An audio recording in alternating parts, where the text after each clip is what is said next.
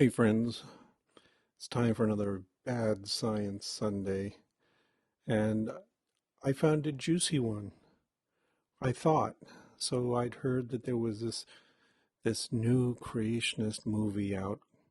I should put movie in quotes because it's only about an hour long, uh, titled Genesis Impact. If you go searching for Genesis Impact, I will just warn you, the first thing that comes up is Yu-Gi-Oh! Trading card game stuff. So that set me back for a moment. But then I just kept looking, and yeah, then it gets obvious. I figured things out. Yeah, me am smart.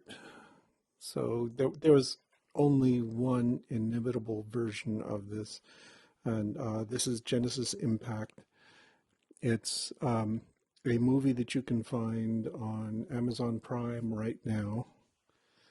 Not that you should bother. It's really not very good. It asks the question, do natural history museums display the truth about origins? You know, the answer they're going to provide is no, but they're wrong. So I watched a bit of the movie, and as I will tell you in a little bit, I didn't watch the whole thing because it is incredibly bad. So, how does this movie start off? Well, it starts off, there's a scene with this young boy apparently in the future because he has some kind of high-tech cell phone that projects holograms for him. And is he using this technology for? Why, it is to watch Ray Comfort videos. Yeah, you know those videos where Ray Comfort goes out and confronts lay people who are just walking around on the streets in California and asks them if they believe in evolution, asks them to explain it. And no, most people can't. It's not easy to explain all the evidence behind evolution. And then he makes them look like idiots for a little while. Anyway, so this sad boy is watching these videos and he's wondering, gee, what if evolution were true? There are all these scientists talking about it. Yeah, the assumption here is that in the future, most people will believe in creation myths and things like this. But okay, so he's watching these videos and he's getting depressed at the idea that maybe evolution is true. But then his smug mom comes over. That's what I'm going to call her from now on, is just smug mom. Smug mom comes over and tells him, oh, that's so sad, and sits down with him and explains that years ago, when she was a young girl, she had an experience that taught her the truth, that led her to Jesus. And that experience was going to a museum and listening to a lecture talk about evolution. So then we cut to a flashback to the past. And here's the docent at this museum. He's giving just an ordinary presentation about the evidence for evolution, and he's talking about sequence homology, and he talks about the fossil record and all these sorts of, in a very abbreviated way, because it's not the point of this movie. The point of this movie is just to trash everything as quickly as possible. So he's just wrapping up with a summary of his talk here. And he's letting one go there. He's telling them about all the great exhibits in the museum they can see that demonstrate the things he talked about. And people start to file out, except for this one girl who walks up on the stage and starts asking questions. This girl with the incredibly bad wig is going to confront the scientist with all the creation evidence that she's got at her disposal. And so she's going to start pestering him with questions. Yeah, just question after question after question. And he's going to try to answer them, and he's mostly going to be stumped. As she's doing this, all the people who are leaving the auditorium start filing back, and they're getting on their cell phones and urging their friends, come back, come back. This girl is confronting the scientist. It's typical creationist fantasy story. We've seen this before.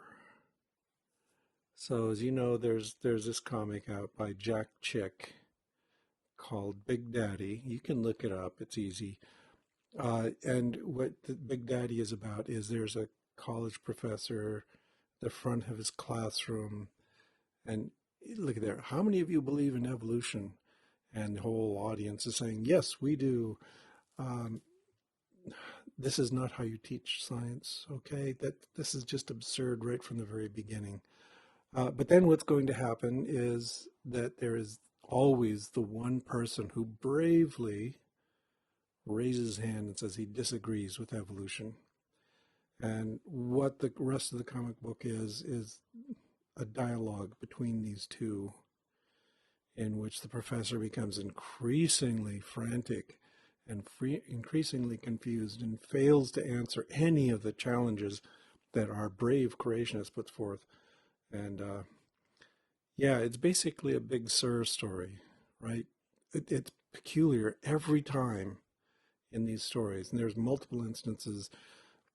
The brave dissenter is going to start addressing the professor or whoever as sir.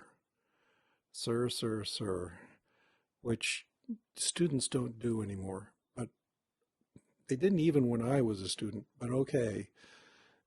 They try to demonstrate their respect.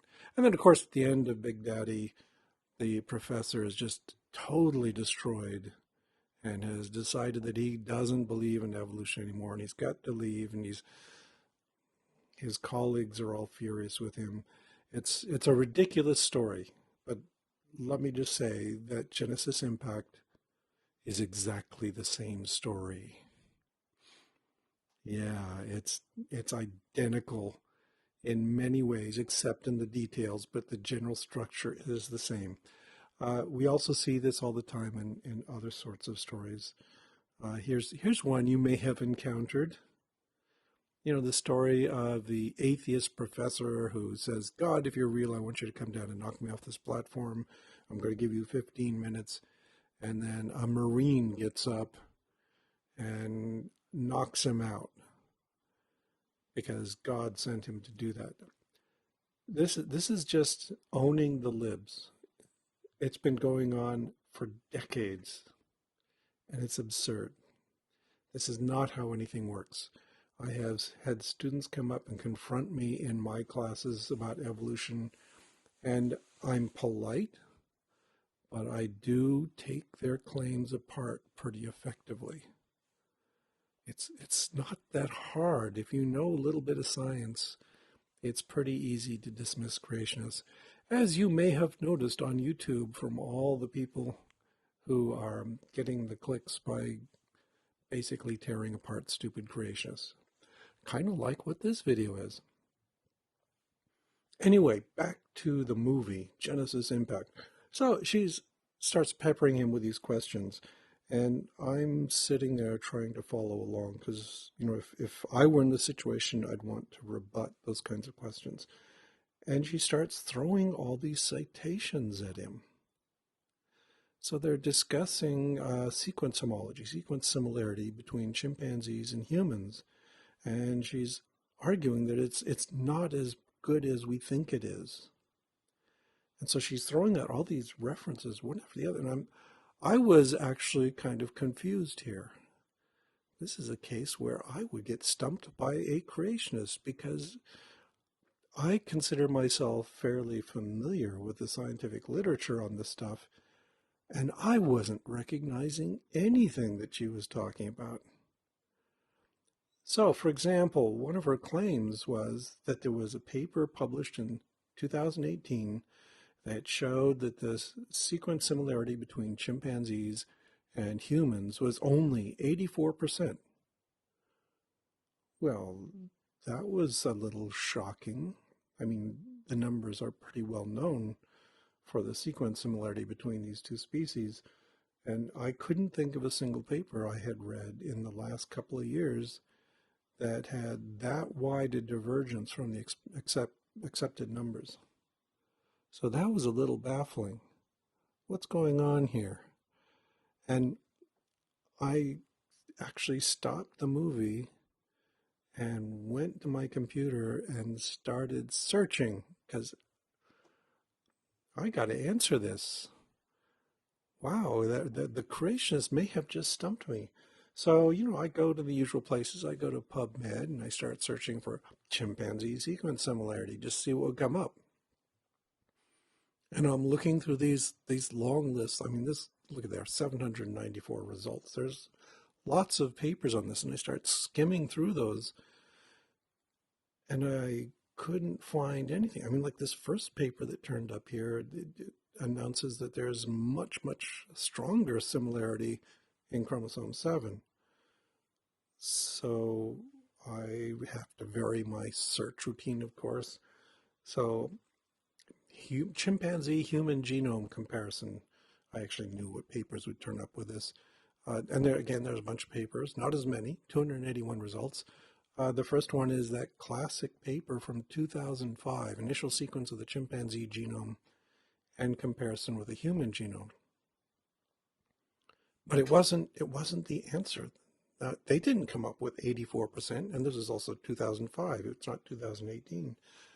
But just to remind you, people have looked at this in the past, and this is the opening paragraphs of that paper. The consortium found that chimp and human genomes are very similar. They encode very similar proteins. The DNA sequence that can be directly compared, because this was a draft genome, so there's only parts of it that can be compared. It's almost 99% identical. That's quite a ways from 84%. When DNA insertions and deletions are taken into account, I'm going to come back to that in a moment, humans and chimps still share 96% of their sequence. That's comparing even the sequences that aren't part of a protein. And then they say at the protein level, 29% of genes code for the same amino acid sequences in chimps and humans. That number hasn't changed. That's not like this is a consequence of a rough early draft, but this is the case that, yeah, a lot of our genes are completely identical between humans and chimps.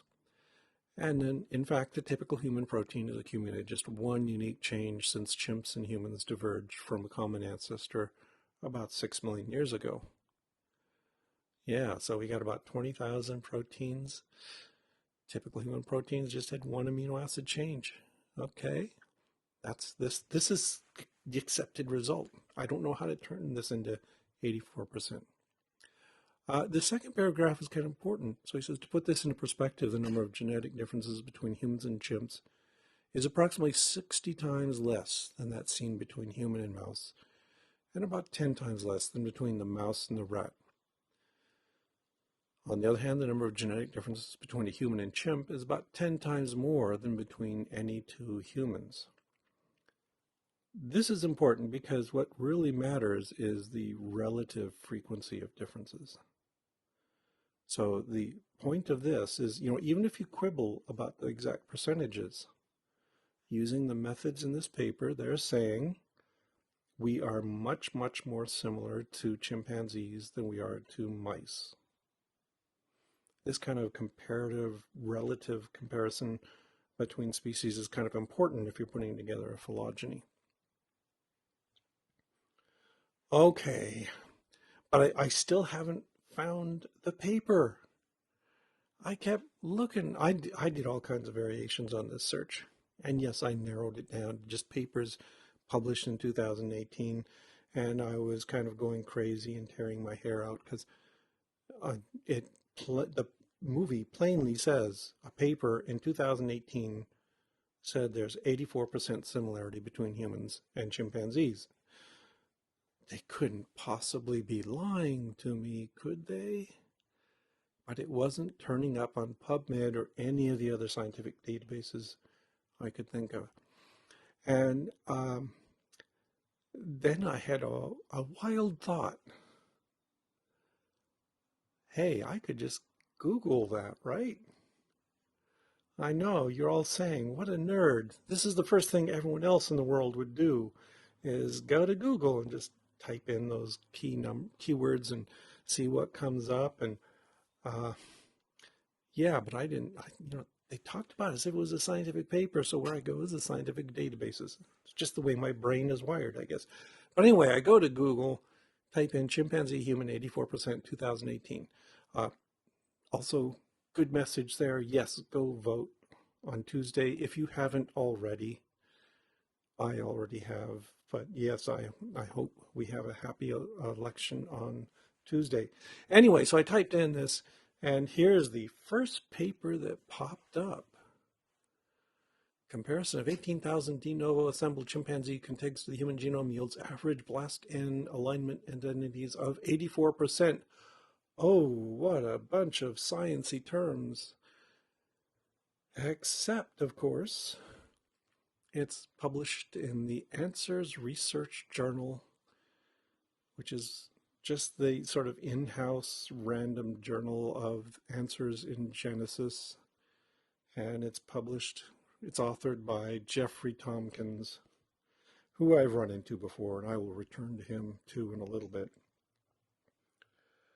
Yeah, so this was a creationist paper on a creationist website that claims there's 84% similarity between humans and chimpanzees.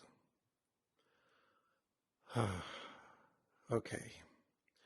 Yeah, that I am not impressed. Because here's the thing, there's a lot of things you can do with a simple genomic comparison that screw up the results. And I have zero confidence in Jeffrey Tompkins' ability to do anything correctly with the scientific literature. Uh, Let me point you back to that real paper, paper on the chimpanzee human genome comparison that I talked about.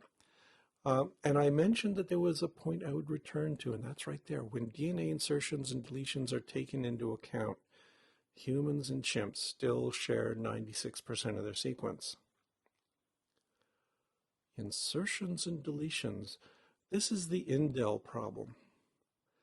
And it's really common in students to get confused about this because when we do a genomic comparison, there are some complications we have to take into account.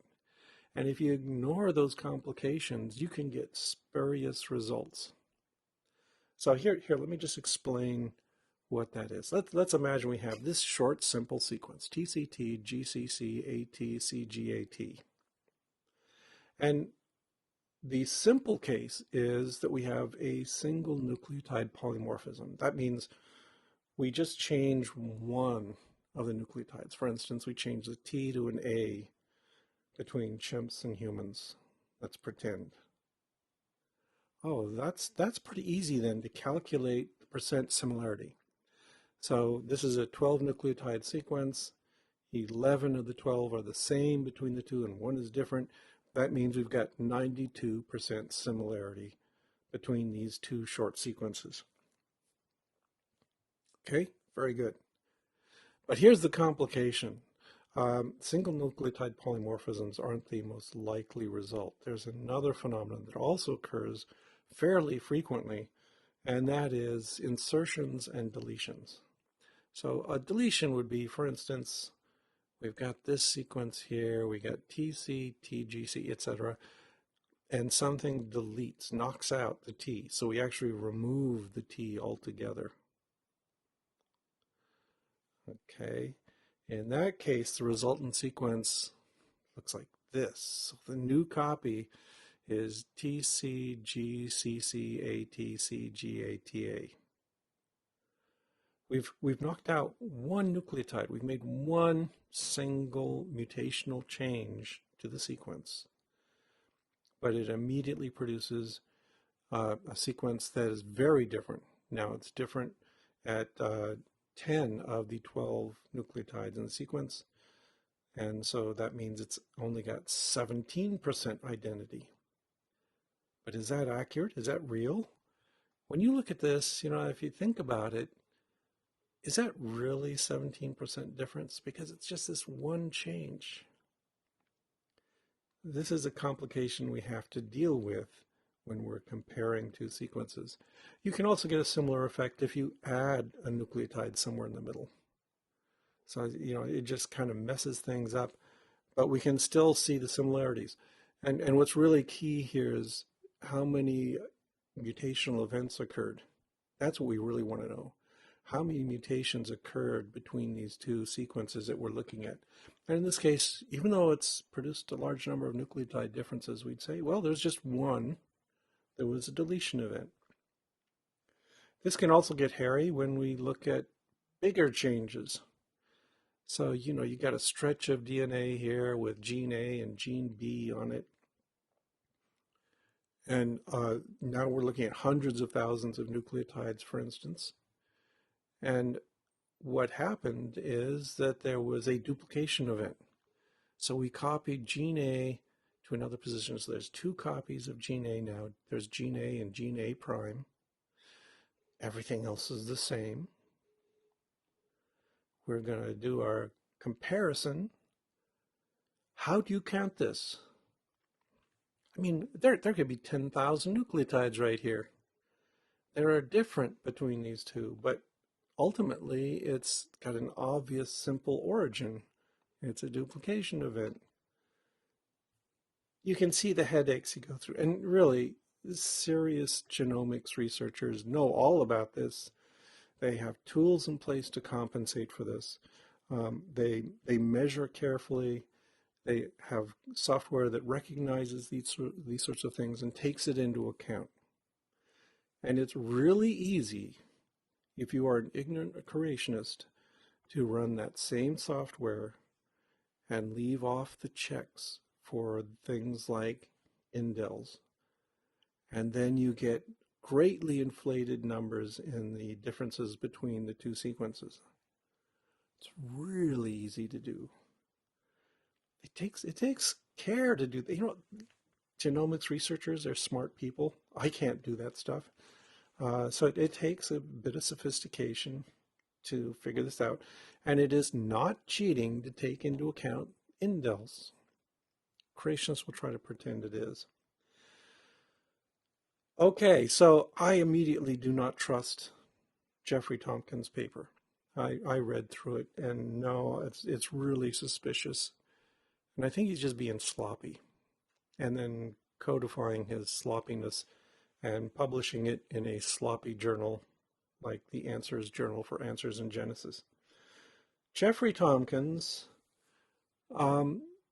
actually does have a credible degree, okay? As it says here in his bio, he's got a PhD in genetics from Clemson. All right, good for him. So this is real background. So he knows the lingo, and he knows the tools, and he knows the software, which gives him an edge in misusing it.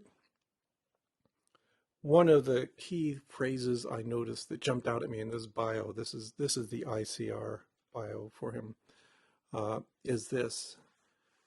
As an undergraduate, he had a goal to eventually work as a scientist and author in the creation science field. As an undergraduate, he did not have the knowledge to discriminate between subtle and dishonest claims like creationists make and the real science. He was not capable of making that decision. But he had a goal, which was to be a creation scientist. Yeah, that means he had a predisposition towards coming up with certain results. And ever since, his career has been about tinkering with his results to get the answer he wants, which is confirmation of creation science. So that's not a good sign. Jeffrey Tomkins has a brief write-up on the Rational Wiki. So yeah, it says the same thing. He's got a PhD in genetics. His research tends to be concentrated on genetics. He is in particular interested and casting doubt on the similarities between humans and other apes. He's done a number of pseudoscientific papers for Answers in Genesis and ICR News, in which he claims that, yeah, there's all kinds of misinterpretations on his part of the science of genomics. Oh, and his Rational Wiki Night, notice how nice they linked me, because yeah, I wrote an article tearing into him for his really bad interpretations of the gorilla genome sequence when it was announced. So he's got all this bogus stuff that he publishes. I previously encountered him because he tried to also cast doubt on a really common result, and that is that the question being, humans have 23 pairs of chromosomes, all the other apes have 24, what happened? And the answer is pretty straightforward, that there was a fusion between two chromosomes in our ape ancestor, so that in humans, so that's what you see here, chromosome 2 illustrated over here. In humans, that's this first chromosome here. They've all been linked together into one chromosome, but if you look in a chimpanzee, for instance, what you find is two different chromosomes that have similar content. So there was a fusion event in our history where two chromosomes joined together to make one. That's the simple genetic molecular explanation. Now, when you look closely, you can find confirmation of this.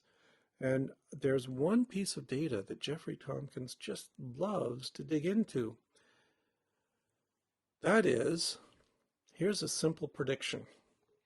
If you've got two chromosomes that fuse, they have characteristic structures in them. They have a telomere on both ends, and they have a centromere in the middle.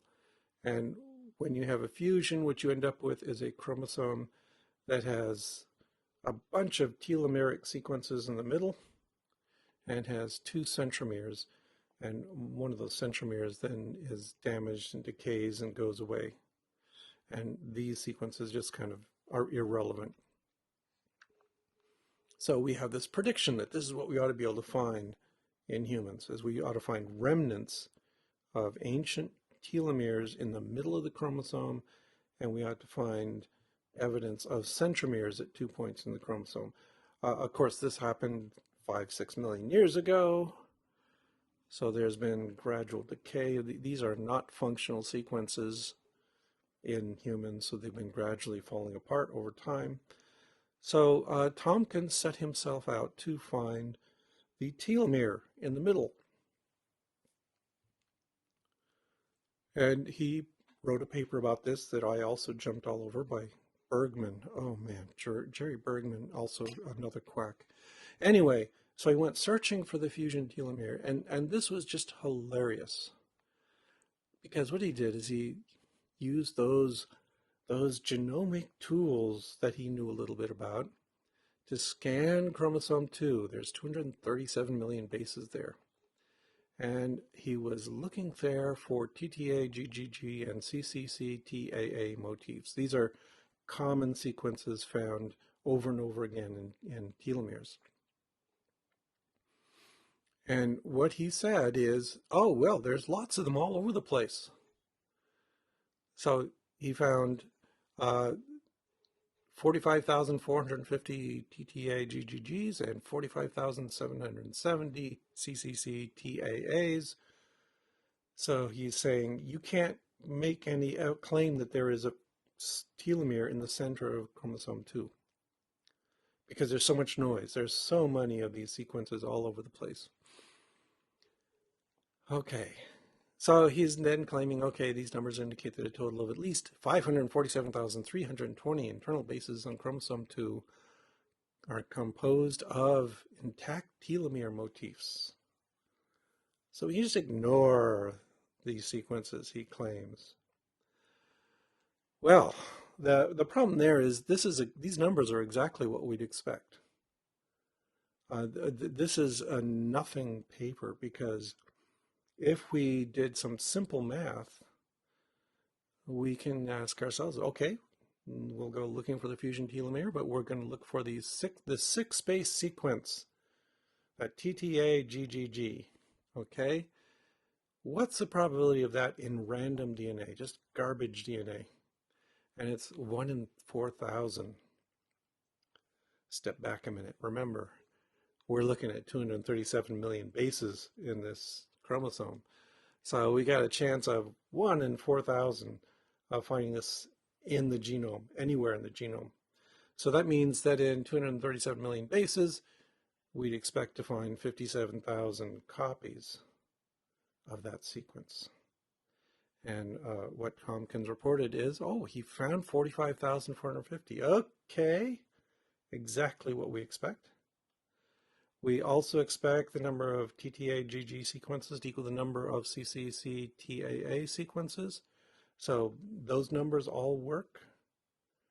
Like I say, it's a real nothing paper. And then because it's a 6 base pair sequence or 6 nucleotide sequence, we can actually estimate that, the number of those sequences anywhere ought to equal the number of CCC-TAA sequences. And we ought to get a number of 547,000 copies. Whoop-de-doo. So Tomkins put all this work into extracting these chromosome 2 sequences, searching for, well, actually not searching for, but searching for evidence against the idea that there are telomeres in the middle, and came up with Big Nothing Burger here. But what bugged me most is this isn't even the interesting evidence. He's ignoring the important stuff. So, go back to that diagram illustrating the fusion. The thing is, yeah, there's telomeres, this common sequence that would be buried in there, and as we've just mentioned, they'd be lost in all the noise. But there are genes on these 2 chromosomes, which I've illustrated in red and blue. So there's a distinct sequence of genes present on chromosome 2A and also on 2B, different genes. And if you fuse those 2 chromosomes, oh sure, you'll get this, which is difficult to discern in the noise. But you'll also find the same genes that are present in chromosome 2A of the chimp here in human genome or human chromosome 2. And you'll find those same genes found in chromosome 2B of the chimp right here in chromosome 2 of the human. That everything would line up. This is the cool stuff. This is the significant similarity. And Tomkins' specialty is to ignore all that, focus on nitpicky little details, and try to cast doubt on everyone's interpretation of the science. It's infuriatingly dishonest. The way I compare this is imagine that 2 cars have crashed. They've smashed together, and you're looking there's one car and there's another car right next to each other. And we're saying, hey, there's clearly been an accident here. These 2 cars have collided. And Jeffrey Tomkins comes in with laser-like focus and goes to this little collection of debris over here. And he scoops it up and he looks at it carefully and he says, I can't match this broken piece of headlight glass to that car. Therefore, no crash occurred. There was no fusion in chromosome 2 because this little piece doesn't line up. When that's exactly what we expect from this kind of noisy mess, that there would be fragments that you just have to ignore. The important point is you've got the bulk of all the genes in 1/2 of chromosome 2 and the bulk of all these other genes in the other half of chromosome 2, and they pair up perfectly with 2 chromosomes in chimps. Yeah, this is Jeffrey Tomkins' specialty, is just befuddling everyone with his noise. And that's exactly what's going on in this movie, Genesis Impact. So that was the first point they were trying to make in this movie, is that the sequence homology between chimps and humans is flawed, that it's not as close as the scientists say, that we're not as similar. And it all comes from Jeffrey Tomkins' bogus bullshit noise. So you can just ignore all of that. It was like I got this far in the movie and I said, garbage. This is a dishonest creationist movie, as if there are any other kind of creationist movie, and I gave up on it. Another point I want to turn to real quick is, remember in the real chimpanzee human paper, when they mentioned how it's important is to compare different species using this method, and you get numbers that indicate the degree of relationship between the species. That's important. That's what you got to do. And of course, Tompkins doesn't do that, because presumably, if he did his comparison of the whole genome sequence of mouse or humans and chimpanzees, and he got 84%, if he went and compared mice and humans, he'd get a much smaller number, which would conform with the evolutionary explanation for the origins of these two different species. Yeah. So I'm sorry I didn't watch the whole movie. I stopped cold here. Like I said, I went off and did my search to see what the heck was this girl talking about. And it's all creationist nonsense. And I didn't return to the movie. I have absolutely no interest in returning to this movie. I don't know how it ends, but I'm going to make a prediction that at the end of the movie, the girl walks away victorious. The museum docent is sitting there scratching his head and questioning his beliefs. I don't know if he'll go as far as Big Daddy did with him actually leaving the entire institution, but probably holding this whole thing in down. And the audience just cheering him on, or cheering her on, for so thoroughly defeating this foolish scientist who rejects the notions of Genesis. I'll let somebody else watch it and tell me if that's true, okay? Because, oh man, this is just such a flaming pile of garbage. Anyway, okay, let me stop there. Let's get on with it. Let's take a look at my patrons right now, and then we'll be done with this horrible movie. And trust me, never ever believe anything that Jeffrey Tomkins writes. He's a fraud. He's using a little bit of scientific knowledge to promote a really badly pseudoscientific view.